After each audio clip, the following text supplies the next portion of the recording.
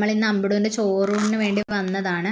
രാവിലെ 6 മണിക്കുള്ള ട്രെയിന് നമ്മൾ ആലപ്പുഴയിൽ നിന്നാണ് കയറിയത്. ഇതിപ്പോൾ പാലക്കാട് ജംഗ്ഷനാണ് നമുക്ക് പോകേണ്ട ട്രെയിൻ. ഇത് പാലക്കാട് നേരെ പഴനിയിലോട്ടാണ്. അമ്മയും അമ്പടവും കൂടെ വരുന്നുണ്ട്. ഇപ്പോൾ പാലക്കാട് നിന്ന് കയറി ജസ്റ്റ് പഴനിയിൽ വന്ന് ഇറങ്ങിയിട്ടുണ്ട്. നമ്മൾ ബസ്സിന് പോകാനാണ് പ്ലാൻ ചെയ്തിരിക്കുന്നത്. കാലത്ത് വന്ന് ബസ് ഇറങ്ങിയിട്ടുണ്ട്. ദണ്ഡപാണി നിലയം, ഇത് ദേവസ്വത്തിൻ്റെ റൂമുകളാണ് ഇവിടെ ഉള്ളത്.